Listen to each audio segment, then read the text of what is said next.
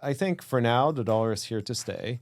I think Bitcoin is a great escape valve, is the greatest escape valve ever. And to your point, I think it's massively undervalued compared to gold. Like there's a reason there's an appreciation of gold by people and institutions looking at the way that our fiscal approach to how we continue printing and are not responsible. That makes me very bullish on the value of Bitcoin over the long run.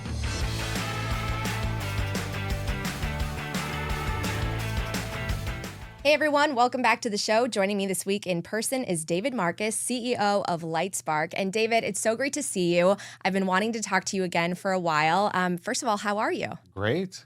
Nice to be back on the show. Yeah, thank you. I mean, the first time around, you shared your whole backstory about how you built Lightspark. You came from a meta background where you were trying to build Libra, their payments network. And then you were also president of PayPal. So for those that maybe missed that episode, can you just give us a quick summary of sort of your background and what caused you to build Lightspark? Sure. Well, I was always in payments, and the last startup I did was called Zong, and I sold it to PayPal. Then through a series of twists and turns, ended up running PayPal, then left PayPal to join Meta to run messaging. And so that was my 4-year of sabbatical from payments, doing something else. And then I got really frustrated with the fact that the way that money moved didn't change at all. And so I tried to go back at it with Libra, which was met with the fate that we now know about, and lots of learnings. And that pushed me to decide to build an open payment network on top of Bitcoin, because that's truly the only form of neutral money and decentralized money that will withstand the pressure of changing the way that money moves in a really profound way for the world. Well, let's break down why the payments aspect of Bitcoin is so important, because I feel like especially lately, the focus has been on the store of value part of Bitcoin. That's so important. That fixes the money. But you've chosen to focus on Bitcoin as a medium of exchange. Yes. Why? Well, we believe that Bitcoin is the only neutral digital form of money that's decentralized enough to actually be an open internet for money. And we believe that the store of value phase is absolutely essential for us to be able to actually build a utility phase of Bitcoin on top of it. And the reason for that is if it's not valuable enough, then all of the institutions are not holding it. It's not accepted by everyone the way that it is today. And so it was a prerequisite step that took, the time it took. But now that every institution, like the large institutions, whether it's BlackRock, Fidelity, or others, are actually supporting Bitcoin, we have ETFs, we have nation states that are building positions in Bitcoin. It's legitimized enough that we can actually really start building a payment utility on top of it. And that's what we've been hard at work at Lightspark for the last 3 years. What do you say to people who believe that Bitcoin threatens the dollar and therefore they in power will not allow it to be a payments network? Well, I think, Bitcoin doesn't threaten the dollar or any stable, good fiat currency. Bad currency is a different story. But if you have a good, stable currency like the dollar, people don't want to use Bitcoin for everyday purchases because it's volatile and people want to actually benefit from appreciation of Bitcoin, and they don't want to spend it. They don't want to be the Bitcoin pizza guy. And so, just that in nature is not a good medium of exchange. So the way we use Bitcoin is in the background, like TCP/IP packets for money. And so basically you can send dollars from a US bank account to someone in Mexico receiving Mexican peso in their Mexican bank account, or someone anywhere in the world for that matter, in their local currency. And basically the settlement asset is Bitcoin in between. So you go dollar, Bitcoin, Mexican peso, and it's invisible to people using it. And that's the way we use Bitcoin on top of Lightning and Spark now, and also enable stablecoin issuance on top of Bitcoin, and we can talk about that later, to facilitate global payments. Coin Stories is proudly brought to you by Gemini. Start your Bitcoin savings account today. Plus, investing in Bitcoin has never been easier than with Gemini's Orange Bitcoin credit card. Earn up to 4% back in Bitcoin on everyday purchases like gas, dining, groceries, and more, with no annual fee, no foreign transaction fees, and no exchange fees on your rewards. Plus, sign up today and get a $200 Bitcoin bonus when you spend $3,000 in your first 90 days. Apply now at gemini.com/Natalie. Natalie. If you want to stay on top of Bitcoin without getting lost in all the noise, check out the weekly CIO memo from Bitwise Asset Management. CIO Matt Hogan puts together a quick 5-minute memo that breaks the biggest stories in digital assets each week. Bitwise has been around since 2017 and manages more than $10 billion across 30 plus strategies. The weekly CIO memo is bold, sharp, and totally free. Just go to bitwiseinvestments.com/CIO memo. And always, of course, carefully consider the extreme risks associated with crypto. Coin Stories is also brought to you by Ledn. Need cash but don't want to sell your Bitcoin? Ledn is the global leader in Bitcoin-backed loans, issuing over $9 billion in loans since 2018. And they were the first to offer proof of reserves. With Ledn, you get custody loans, no monthly payments, and more. Visit ledn.io/Natalie and get a 0.25 percentage point off your first loan. And finally, make sure to get your copy of my upcoming Bitcoin 101 book, Bitcoin is for Everyone. The book explains why money is broken and how Bitcoin can help you build lasting wealth and freedom. It makes the perfect gift for those new to Bitcoin. Just visit the link in my show notes. The book comes out November 18th. Okay, I can't wait to talk to you about Spark, but first, let's just set the scene here for those listening who maybe are a little bit newer to Bitcoin. What is the Lightning Network? How do you explain it simply to someone who's just getting to understand this technology? So the Lightning Network is a layer 2 on top of Bitcoin that uses a channel payment system. So basically you open payment channels with counterparties to be able to pay one another at a low cost in real time. Kind of like opening up a tab at a bar, right? Yeah, a little bit. And you know, it gets a little more complicated because you open channels or tabs with multiple people, and then it's a transient channel. So you actually a path. So you go through multiple people and hops to actually get to your destination. So the great thing about Lightning is there's zero new trust assumptions, or almost zero new trust assumptions compared to Bitcoin L1, and it makes it faster and cheaper to move Bitcoin. The downside of the Lightning Network is that it really doesn't work well for self-custody because you need to park liquidity in front of that channel to receive a payment, which is kind of really not intuitive for people and really not economical if you want to actually build billions of endpoints and you need to position liquidity in front of every wallet or use a Lightning service provider that is, you know, some would argue money transmission to actually facilitate payments to Lightning. And so that's why we built Spark, that enables us to actually extend the capabilities of Lightning by making Spark backward compatible with Lightning, but is not a channel-based payment system. So you can actually spin up billions of wallets and receive Bitcoin and stablecoins in real time at a very low cost on top of Bitcoin.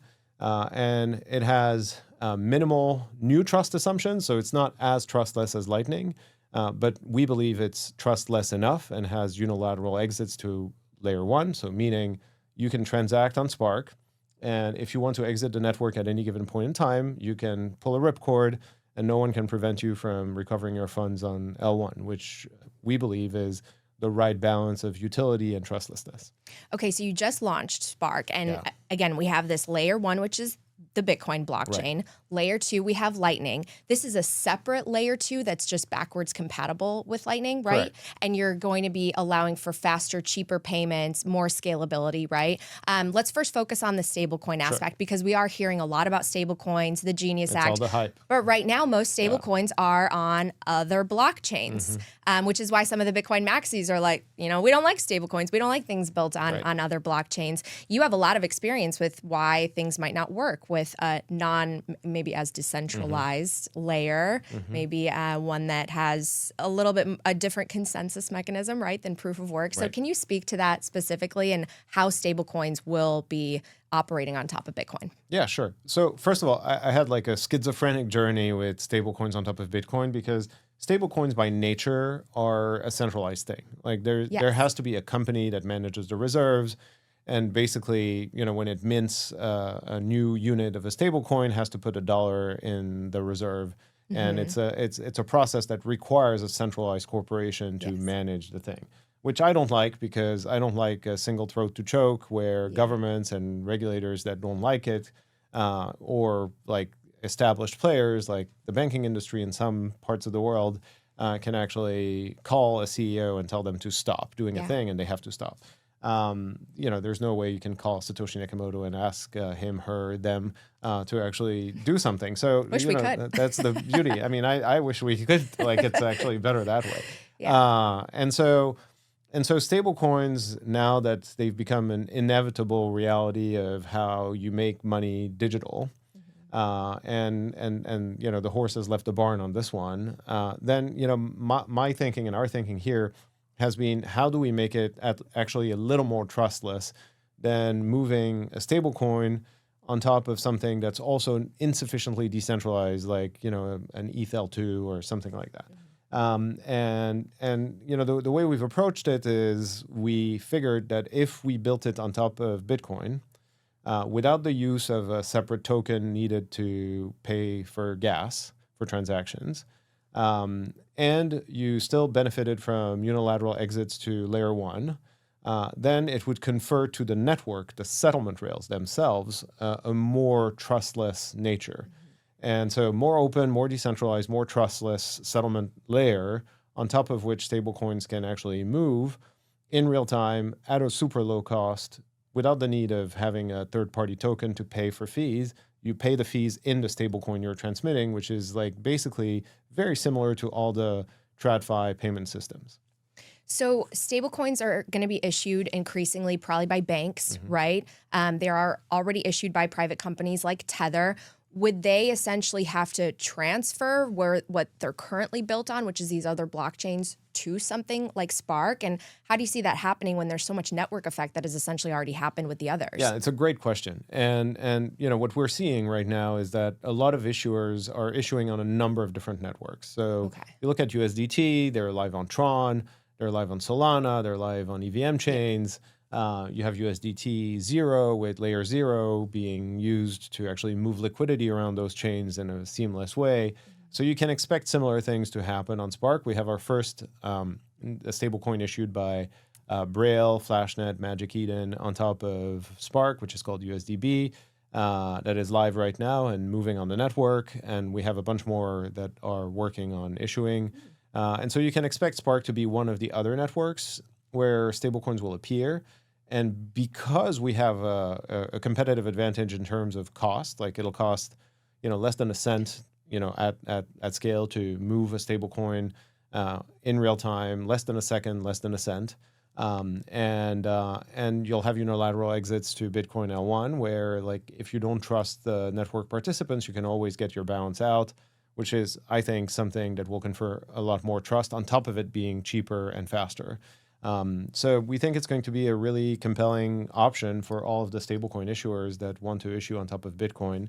And then we have a few more capabilities that we're going to bring live. One is something we call Stablechange, which is like how you marry stablecoins with interchange. And interchange is a key success component of every payment network. Like if you look at Visa and MasterCard, et cetera, which are arguably very successful payment networks, they all have interchange that allows issuers to actually charge a fee for people transmitting their own stablecoin at the issuer level, but also disburse value to merchants for adoption or to consumers for rewards. And so that's going to be built in also in Spark, giving issuers more revenue opportunities than just the yield on the reserve, but also more opportunities to really kickstart an ecosystem around their own stablecoins. But what if someone's listening to this and going, wait a second, I thought the benefit of Bitcoin is we're not going to have these intermediaries and all these fees and gatekeepers that are taking a slice from everyone. How do you respond to that? Because it sounds like we're kind of reinventing the current system with Visa, where sometimes merchants are paying a huge amount of fees, and that really cuts in sometimes. Yeah, I mean, that's just a capability for stablecoins. So we think that, you know, if stablecoins are here to stay, which they are, then we need to give tools for stablecoin issuers to actually have a business model that actually resists the test of times. I think right now we're in a high interest rate environment. When the interest rates come down, you're going to see a lot of issuers not actually really making a lot of money. And so then it's like, you know, how do you actually do this? And then at some point we'll figure out like how to pay yield back to consumers. And so if you're paying yield to consumers, interest rates are lower, and you're trying to incentivize payments use cases for stablecoins, like mainstream payments use cases for stablecoins, these are capabilities that you need. Of course, if you're moving Bitcoin, that's a different story. Bitcoin will always be cheap and real time on top of Spark. and that price can change, right? It's 1 cent, and you can move sats in real time to a self-custody wallet at any given point in time. And that's the base settlement layer for everything else we do. So if you're sending dollar to someone, receiving, again, Mexican peso or euros on the other side, then the fees are going to be the fees to actually pull from, FedNow in the US and push to SEPA Instant in Europe, and the FX, which actually using Bitcoin in between can be very competitive. And those are going to be the fees that you're going to pay on top of the 1 cent. But that's it. Right. Nothing like the crazy remittance fees that we're seeing in Correct. fiat. So how far away are we from the too big to fail banks issuing their own stablecoins, like the JP Morgan, Wells Fargo? I think, some of them are already doing it. Like JP Morgan has a US stablecoin that they use for their institutional counterparties to move value around. I think, you're going to see a lot of depositors, like a lot of banks issuing their stablecoins. Then the problem is going to be, okay, like what problem are you trying to solve? I think that's the bigger problem right now that no one talks about stablecoins. It's like everyone's excited about having a stablecoin. Everyone's excited about issuing their own stablecoins. But they're not really focused on what problem am I actually going to solve for whom, right? And I think USDT is very focused on that. Like they have a brand, they have a solid execution in terms of helping people have a dollar bank account when they can't have the real thing. And they're very good at that. I think in the US, it's more of an institutional use case because everyone already has a US dollar balance in the US. Yeah. And so it's more of an institutional off-hour settlement thing than like a consumer play in the US, unless you want to send stablecoins from the US to someone else that prefers to have a dollar balance than their local currency balance. Well, you bring up a great point because when I travel, I meet people who use Tether, and Tether's been a lifeline. Stablecoins in general have been a lifeline because it gives them access to the dollar. Right. And they sometimes save in dollars, sometimes they'll save in Bitcoin. But here, I never meet Americans who are using stablecoins. Yeah. So do you see that changing as stablecoins grow and proliferate and we have like these major American banks or possibly corporations issuing them? Or do you think there'll always be more on the margin and more of an international use case? I think it depends. It's like, I always go back to what is the problem you're fixing for whom? And in the US, like maybe it's paying higher yield, although that's under attack by the big banks right now. So, on Coinbase, you can have USDC paying you 10%, yield up to a certain amount. But, is it going to be more competition from the banks that will have to pay more interest on deposits anyways? What is the thing that stablecoin actually solves fundamentally for American consumers? I'm not sure right now. And of course, for DeFi, it's basically the money market fund for DeFi. Great, fine if you're trading. But if you're in domestic payments in the US, payments are free. Like I can send you Venmo, Zelle, whatever you want right now. It's free. So there's not much to be fixed on payments, domestic payments use cases.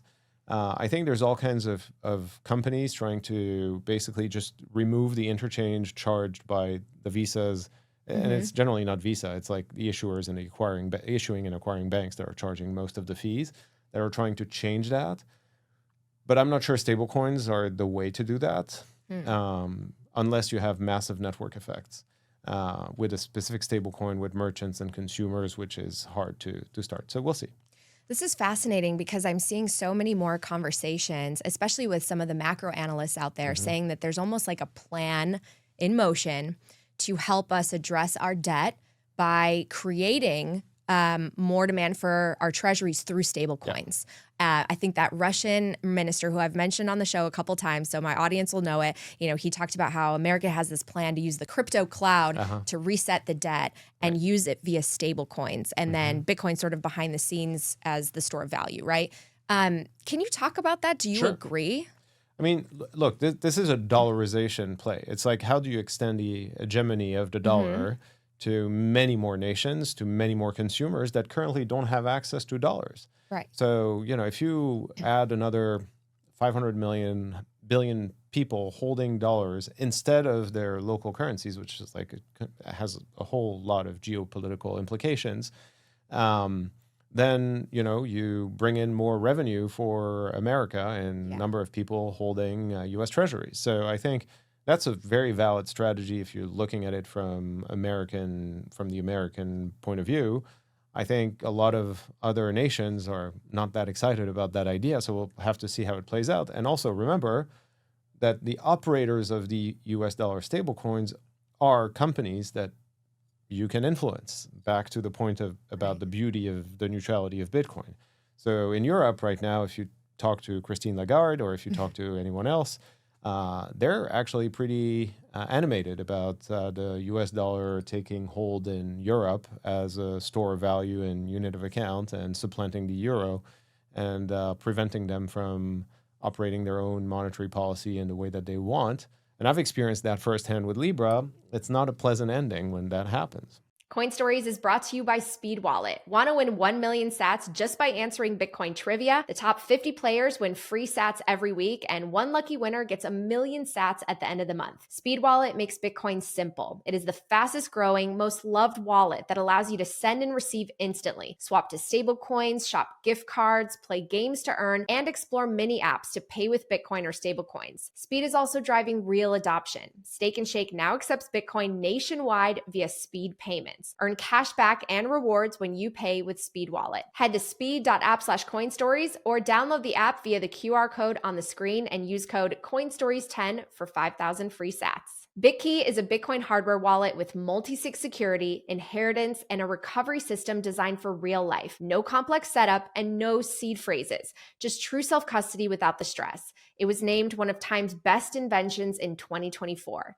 Use code STORIES for 20% off at bitkey.world. Up next, the Bitcoin way. There's only one way to protect your Bitcoin from government, politicians, and third-party risk, and that is 100% self-custody. My friends at the Bitcoin way will train you how to do this the right way the first time. No compromises. Go to thebitcoinway.com/Natalie to speak with the experts about making sure your Bitcoin is secure and private. And finally, Coin Stories is brought to you by Genius Group, a Bitcoin treasury company listed on the NYSE American under ticker GNS. Genius is building a 10,000 Bitcoin treasury and just launched the Genius Academy, featuring free courses from Saifedean Ammous, myself, and more. Start learning today at geniusacademy.ai. Genius Group. Genius isn't measured in IQ, it's measured in Bitcoin. And again, don't forget to pre-order my upcoming book, Bitcoin is for Everyone.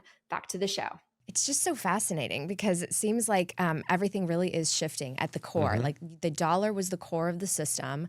That's the way it was created ever since 1971, and everyone had to trust, right? We had to put the trust in the United States, not to debase too much, but we have been. We took advantage of that. And so people are de-dollarizing. They're no longer holding the U.S. treasuries. Gold has been on a total tear. Yep. I think Bitcoin's undervalued compared to gold. Completely agree. It's going to rip after. Would love to get your thoughts on that. But how do you see this ultimately maybe playing out? Because no one, I think, likes the idea of, a reset, the dollar's going to die. Oh my gosh, that sounds like panic, right?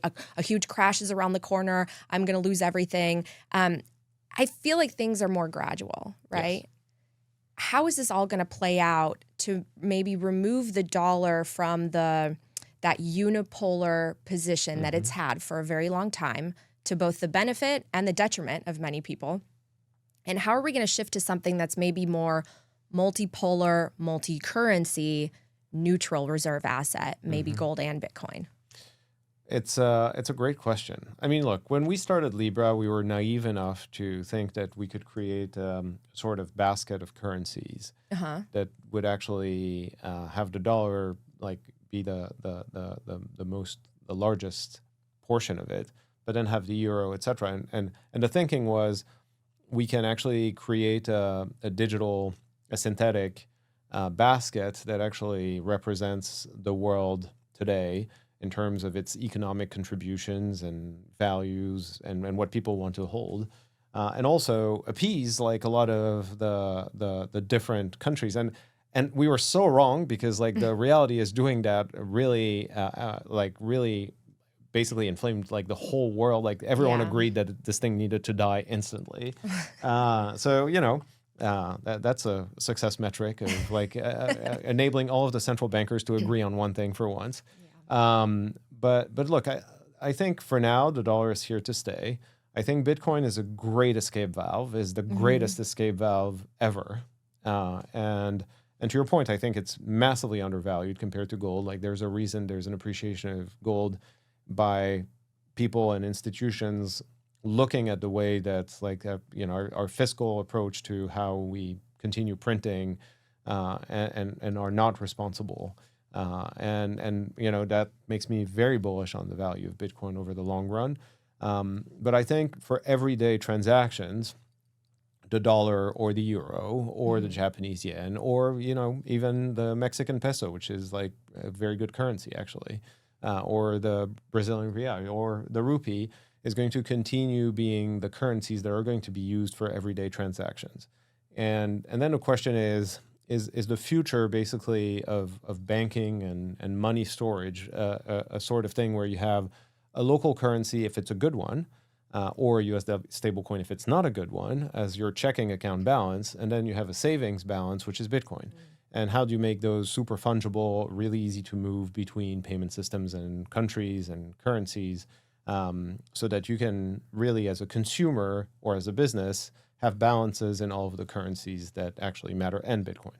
I've heard a lot of people talking about tokenization of real world assets lately. And so something else I was reading about with Spark is that it enables tokenizing assets as well. Can you speak to that? And maybe let's break down simply this idea of tokenization, because the average person might hear that and think, well, what's wrong with stocks? I mean, yes, maybe they don't trade 24/7 right now, but like technically, what is tokenization solving for?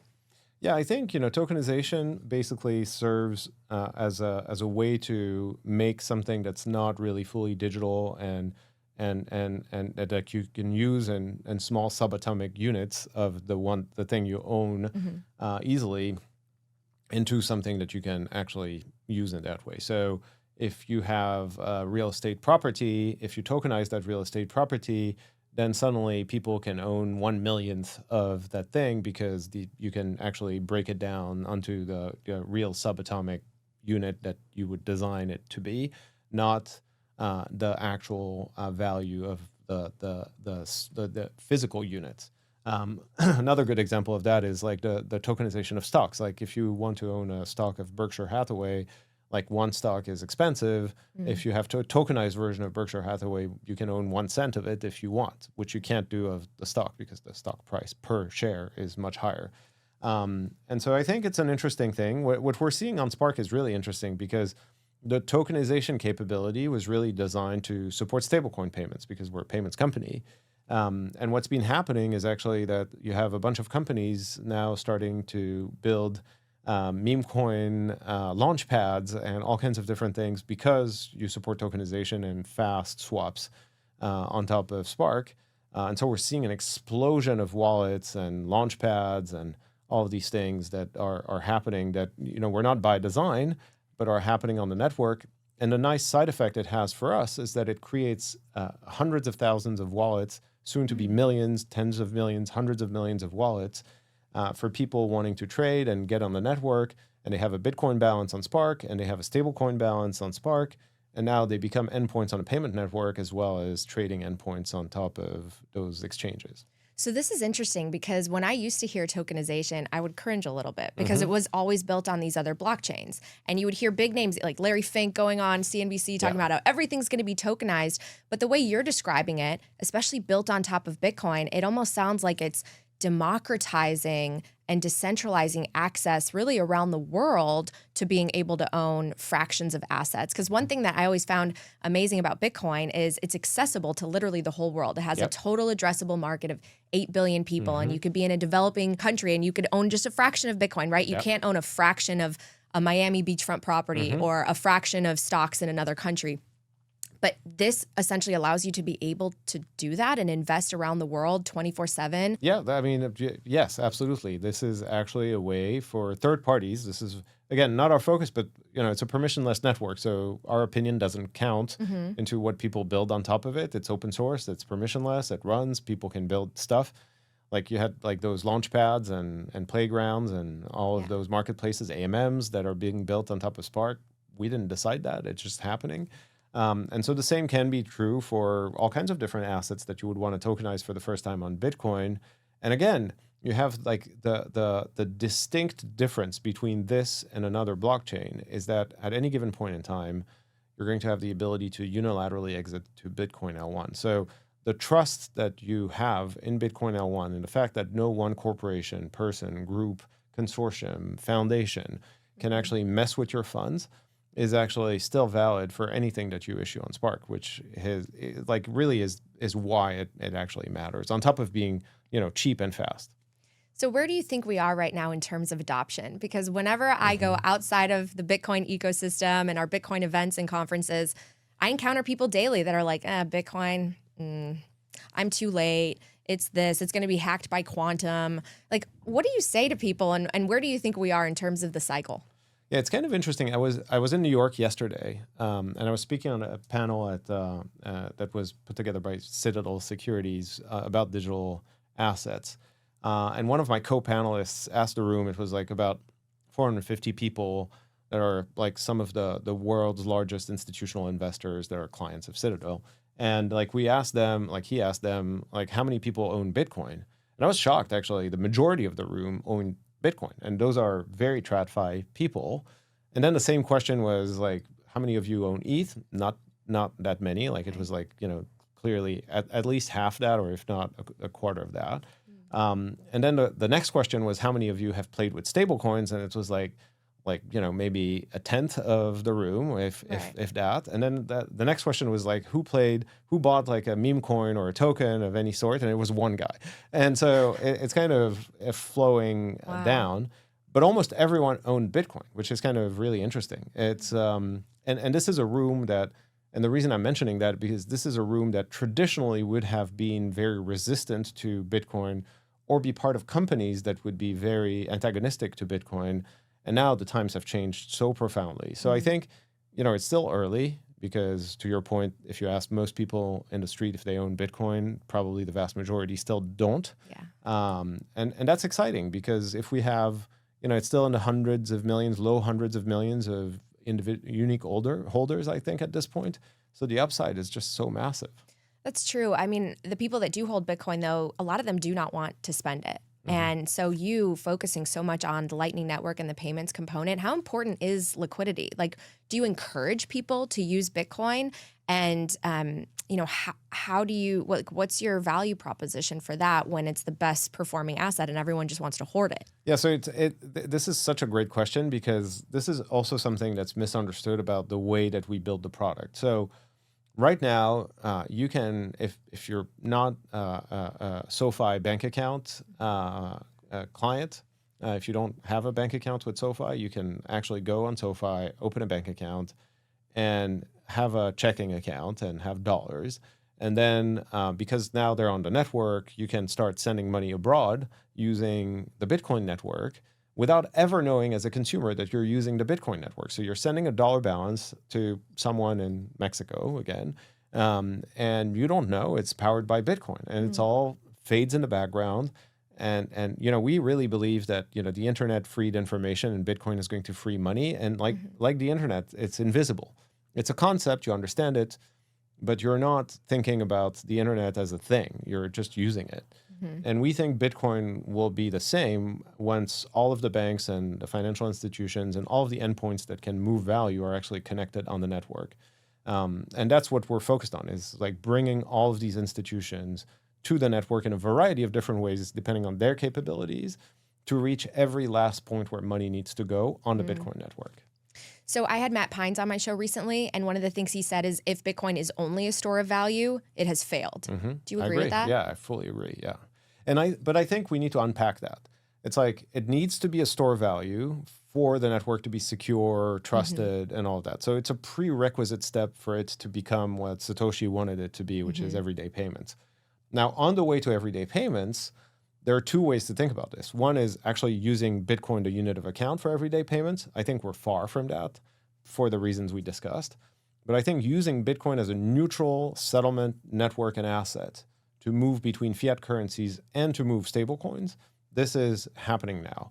And in the next 5 years, it's going to become mainstream in a massive way. And I think it's going to start moving trillions of dollars of value every year. on top of the Bitcoin network. And I think when that happens, Bitcoin will have fully entered its utility phase. And in some cases, people will start receiving and sending payment denominated in Bitcoin. And then, time will do its thing. Okay, so 25 years from now, the year is 2050. Describe to me how Bitcoin is being used. Are we able to peer-to-peer exchange? Is everything monitored and surveilled and sort of going through intermediaries that have built on top of Bitcoin, on top of L2s? What does Bitcoin look like 25 years from now? So it's actually all of these things. I think the reality is you need both self-custody wallets that are fully trustless or as trustless as possible. With a unilateral exit to Bitcoin L1 so that you don't have like someone or some entity that you depend on to get your funds out if there's an issue. And that's one part of the thing.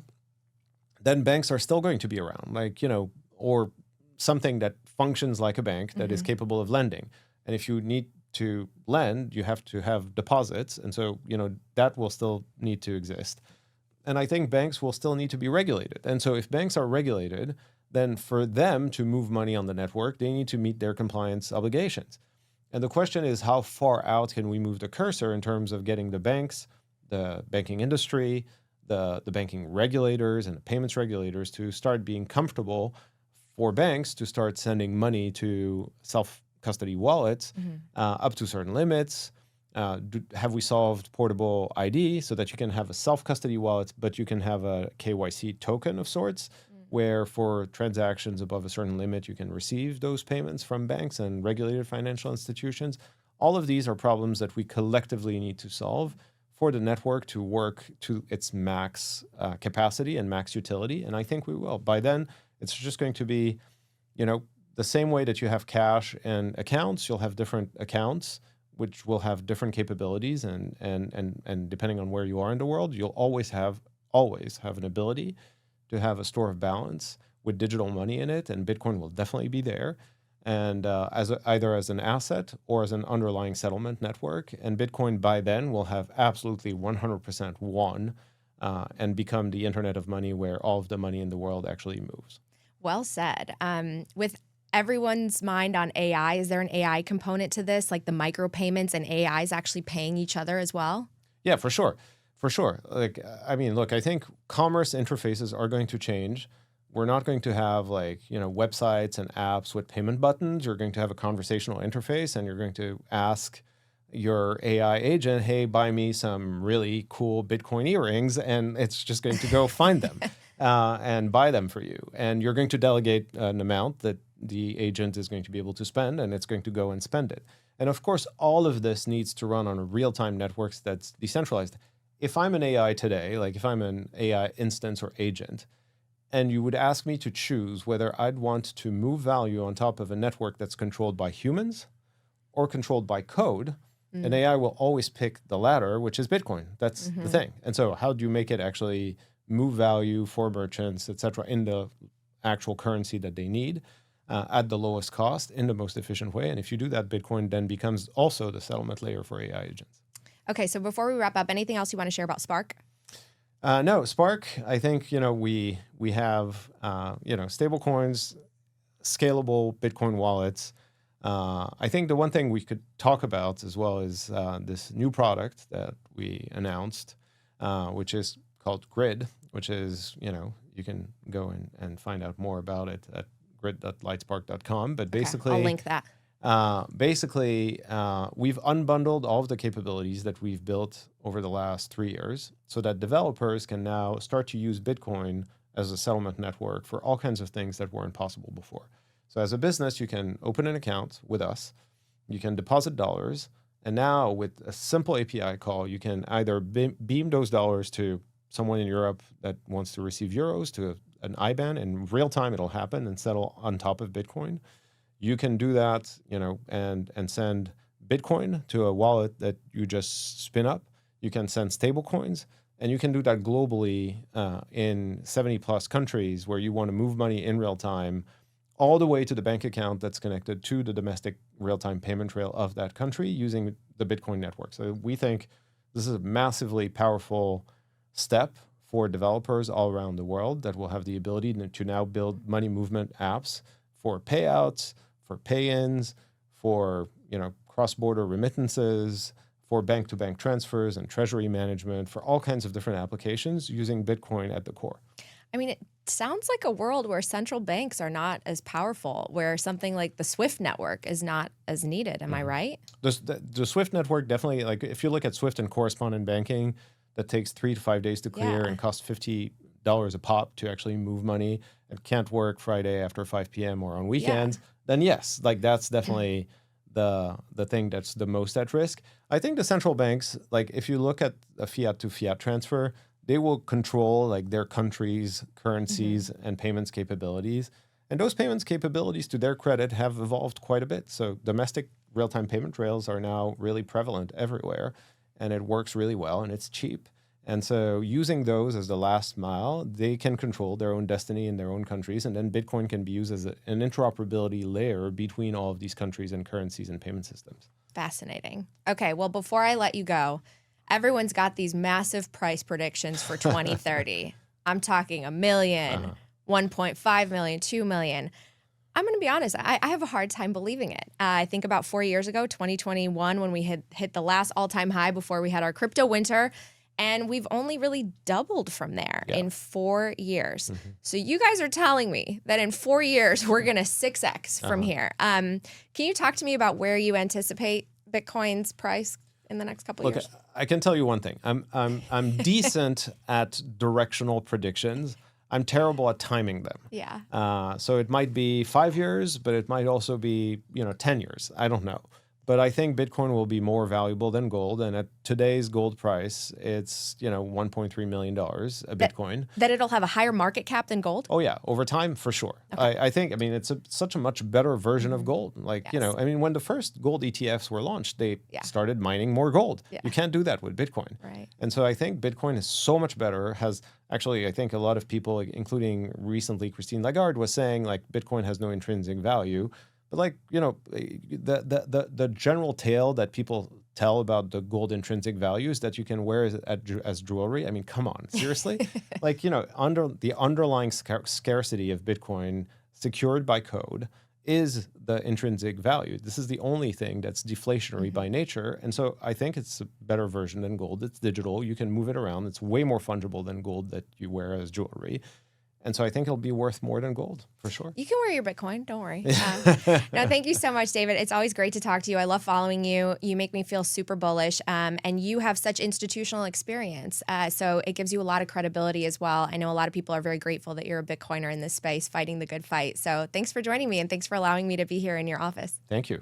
Thank you so much for checking out this episode of Coin Stories. Make sure you're subscribed to the show so you don't miss any new episodes. And if you can, turn on those notifications and leave us a positive review. They really help the show grow organically with new listeners. We have a free weekly newsletter. You can sign up at thenewsblock.substack.com. This show is for educational and entertainment purposes only. Nothing should constitute as official investment advice, and you should always do your own research. I'm always open to feedback and guest suggestions, so please feel free to reach out at info@talkingbitcoin.com. I'll see you next time.